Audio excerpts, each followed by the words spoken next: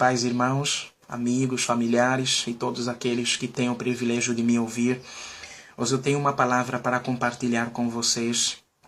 Quero ministrar um pouco a respeito de um assunto que eu considero ser de extrema importância para aqueles que já têm uma vida em Deus, para aqueles que estão aprendendo, que estão chegando agora, estão ouvindo a palavra e elas precisam aprender a manifestar por fora aquilo que elas são por dentro. Quando uma pessoa entrega a sua vida a Deus, confessa Jesus Senhor da sua vida, a palavra diz que ela recebe a salvação. O livro de Romanos capítulo 10, no verso 9, diz que a palavra está junto de nós. A palavra da fé que pregamos, né? A palavra está junto de nós, na nossa boca e no nosso coração. Isto é a palavra da fé que pregamos. A saber, se com a tua boca confessares Jesus Senhor da sua vida e em teu coração creres que Deus o ressuscitou dos mortos, serás salvo. Né? Fala a respeito de receber a salvação mediante o reconhecimento e a declaração de que Jesus morreu na cruz e que você precisa e necessita da salvação dele em sua vida. No livro de João, capítulo 1, no verso 12, diz que a todos quantos o receberam, Deus deu o poder de serem feitos filhos de Deus. Então, se você recebeu Jesus, você é filho de Deus e você está qualificado para andar nessa realidade que você é por dentro. Uma vez que você recebeu Jesus, você está qualificado para começar a aprender a andar em uma vida cristã. Mediante o estudo da palavra, você vai conhecendo o que Deus pensa a seu respeito, o que Deus é para você. 1 Timóteo capítulo 2, no verso 4, a palavra de Deus declara que Deus deseja que todo homem seja salvo, isto é, nasça de novo, e chegue ao pleno conhecimento da verdade, né? A um nível de maturidade, mediante o ensino, o estudo da palavra, mediante a ministração, né? Para que nos amadureçamos. Isso significa que Deus deseja duas coisas, salvação e maturidade, que é chegar ao pleno conhecimento da verdade. Não necessariamente saber tudo, porque não é possível saber tudo a respeito da Bíblia, mas é possível você crescer conhecendo o que as Escrituras falam, entendendo no seu espírito e se movendo naquilo que você está recebendo, mediante o ensino, mediante a pregação da palavra. Hoje eu quero falar a respeito de ser guiado pelo Espírito de Deus, né? E falar desse assunto envolve até mesmo falar da dimensão tríplice do homem, que o homem é um espírito, que ele possui uma alma e que ele habita dentro de um corpo.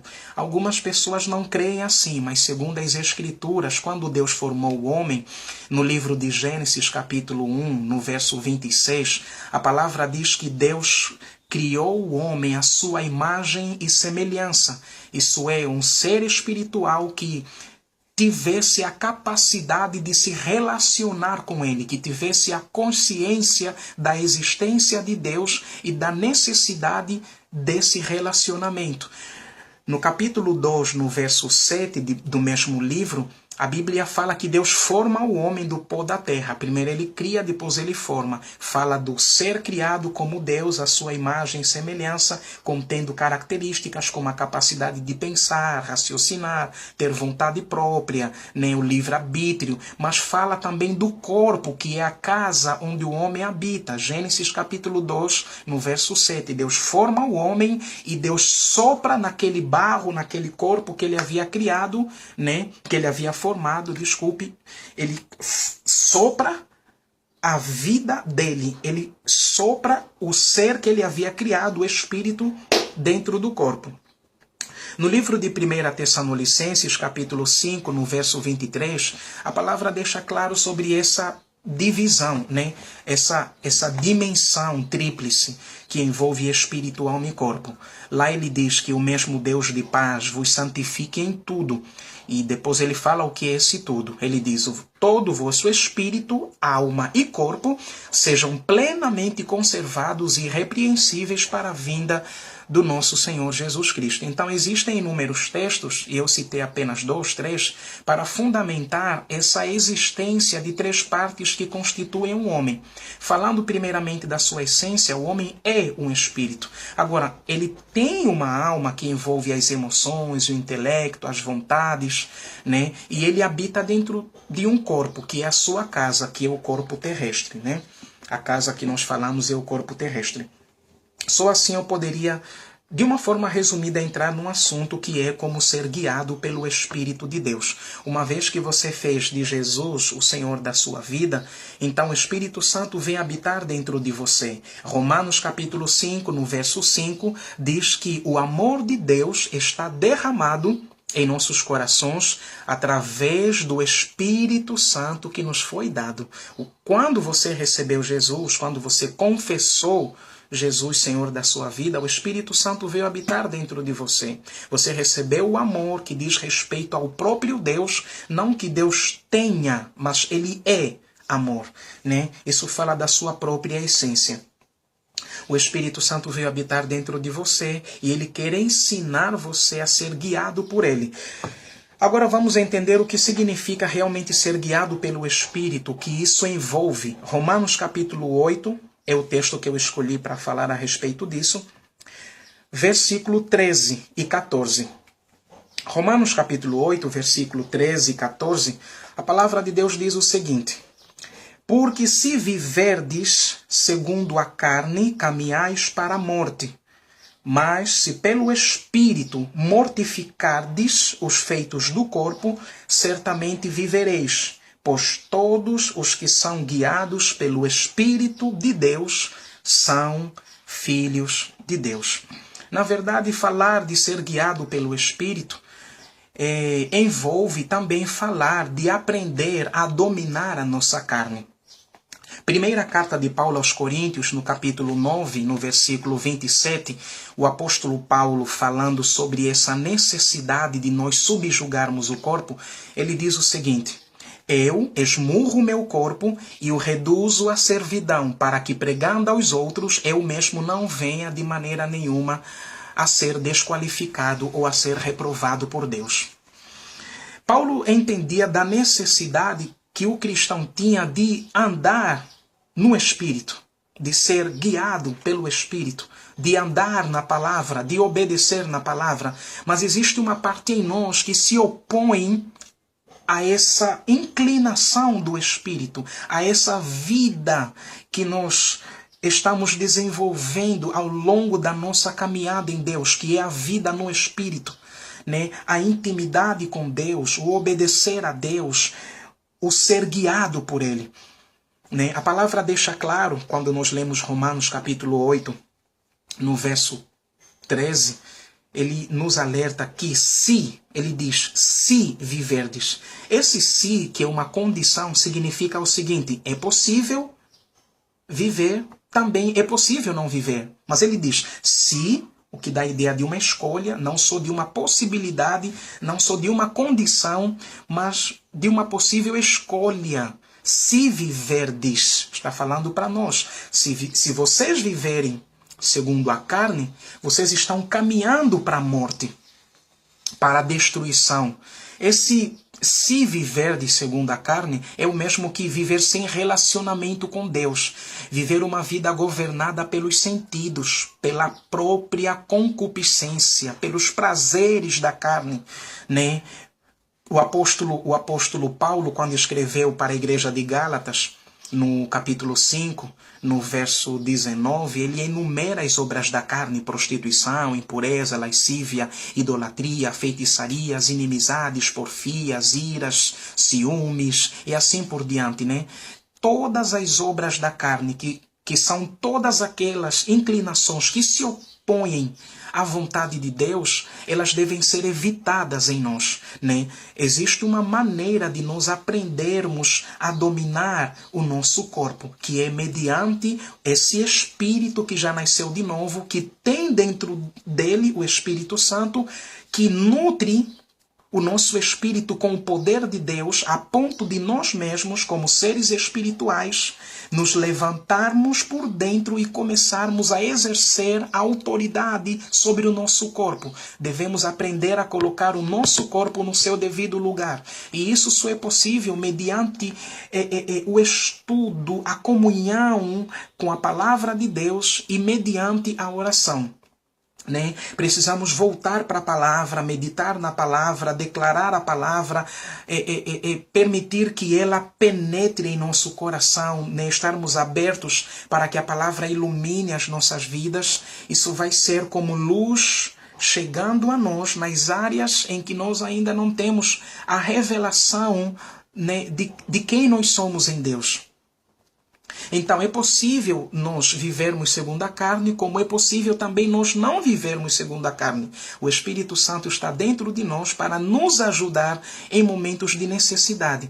Todos os dias nós enfrentamos uma oposição da nossa carne em uma determinada área para não vivermos uma vida guiada pelo Espírito. Mas se nós aprendermos, mediante a ajuda, a assistência do Espírito Santo, mediante a nova natureza, nós começarmos a manifestar por fora o que nós somos por dentro, não permitindo que a nossa carne dite o nosso estilo de vida, então nós vamos entrar no versículo 14, que diz: pois todos os que são guiados pelo Espírito de Deus são filhos de Deus. O que significa, resumindo, que ser guiado pelo Espírito tem uma relação com aprender a dominar o seu corpo. Agora, eu não sei se você prestou atenção. O verso 14 diz: todos os que são guiados pelo Espírito de Deus são filhos de Deus. A minha pergunta é, durante muito tempo eu me questionava a respeito desse versículo. Eu não olhava para o contexto e esse sempre foi o meu erro. A palavra diz que todos os que são guiados pelo Espírito de Deus são filhos de Deus. A minha pergunta é, e os que não são guiados pelo Espírito de Deus não são filhos de Deus? Na verdade, nem todos são guiados pelo Espírito. Nem todo cristão se desenvolveu ou está se desenvolvendo por dentro a ponto de começar a aprender a se submeter ao Espírito Santo e aprender a ser guiado, dirigido por Ele. Nem todos nós nos desenvolvemos a ponto de manifestarmos essa nova natureza, que é amor, gozo, paz, alegria, domínio próprio, fidelidade, mansidão. Nem todos nós nos desenvolvemos por dentro. Uma vez que o Espírito Santo habita em nós, ele nos ajuda. Mas nós precisamos aprender a cooperar com ele. Só que nem todo cristão é guiado pelo Espírito de Deus. Mas ele diz que os que são guiados são filhos. Mas nem todos são guiados pelo Espírito. Então eu me questionava, aqueles que não são guiados pelo Espírito de Deus não são filhos de Deus? É claro que são. Só que existem níveis. Nem todos ainda estão no nível de ser guiado pelo Espírito. Uns ainda são bebês, estão brigando, estão magoando uns aos outros, estão discutindo, já têm o Espírito Santo, mas ainda não aprenderam a liberar o Espírito Santo. Não aprenderam, me permita usar a palavra liberar, eu falo de permitir ao Espírito Santo conduzi-los, guiá-los, através do testemunho interior, da paz, decisões a serem tomadas, que muitas vezes você dentro sente um freio, uma falta de paz, como que um sinal de que você não deve avançar. É assim que ele guia você. Uns dizem que ouvem por dentro. O mesmo Espírito, ele testifica que nós somos filhos de Deus. Agora, o mesmo Espírito que habita em nós, ele também nos diz o que fazer. Mas na maioria das vezes, ele vai guiar você através da paz. Em paz saireis e sereis guiados. Eu não sei o que fazer, então eu vou orar. Eu vou ter um tempo de comunhão, de intimidade com Deus. E eu vou ficar lá 1, 2, 3 dias, até que eu comece a entender o que Ele quer que eu faça. Ser guiado pelo Espírito, de uma forma geral, envolve uma vida submissa a Ele. Mediante o estudo da palavra, a meditação e a oração, eu estarei sensível a Ele. As demais coisas que eu farei será movido por Ele. Não pela minha cabeça, não porque alguém me disse que devo fazer. É claro que isso tem importância. Nós precisamos aprender a ouvir. Mas acima de tudo existe alguém dentro de nós. É este que nós devemos ouvir. Né? Nem todo mundo chegou àquele nível em que ele ouve o Espírito Santo e ele obedece. Amém? Então, quando a palavra de Deus diz que todos os que são guiados pelo Espírito de Deus são filhos de Deus, a palavra filhos de Deus aqui, ele fala de maturidade, filhos maduros. Ele não está dizendo necessariamente todos os que são guiados são filhos. E os que não são filhos? Quem não é guiado pelo Espírito ainda não se desenvolveu, mas continua sendo filho. Ele só precisa aprender a cooperar com o Espírito Santo, ficar sensível a ele. Então, quando ele diz são filhos de Deus, referindo-se àqueles que são guiados, ele fala de um nível de maturidade onde o cristão aprendeu a governar, a submeter o seu corpo em obediência a ele, e aí ele fica aberto para ser guiado pelo Espírito. Ou seja, ser guiado pelo Espírito é um nível de maturidade que envolve dominar a sua carne. E quem domina a sua carne é você e eu, né? Conforme eu recitei, 1 Coríntios 9, 27, a palavra de Deus lá declara que eu subjugo meu corpo. Subjugo meu corpo e o reduzo à servidão. Eu faço isso mediante essa nova natureza que eu tenho por dentro, mediante a ajuda do Espírito Santo, mediante essa minha submissão a Ele. A palavra diz lá em Tiago 4, no verso 7 ou 6, se não me engano, diz: sujeitai-vos a Deus. Eu preciso aprender a me sujeitar a Ele, a me submeter a Ele. Isso vai me qualificar para as demais coisas. Então, ser guiado pelo Espírito envolve andar no Espírito, envolve dominar a carne. Só é guiado pelo Espírito aquele que aprendeu a dominar a sua carne. Então espero que nesses poucos minutos eu tenha lhe ajudado com essa informação, com essa revelação que eu tenho no meu espírito. E na medida do possível eu tenho vivenciado, falo na medida do possível, não é a palavra, mas eu tenho procurado vivenciar essa realidade a cada dia, mais e mais, com mais intensidade. Nós não estudamos para pregar, nós estudamos para viver. As palavras que pregamos, elas devem ser uma consequência da vida que vivemos. Jesus, ele vivia, depois ele pregava. Ele ensinava e ele curava. Mas ele trazia a palavra para o seu contexto da vida dele. Ele vivenciava isso, depois ele ministrava às pessoas aquilo que ele vivenciava. Nós temos autoridade para pregar aquilo que nós vivemos. Não temos a plenitude do conhecimento, mas naquilo a que chegamos, Deus espera que nós nos levantemos por dentro e comecemos a considerar a palavra dele. Que Deus vos abençoe. No nome de Jesus. Um forte abraço a todos.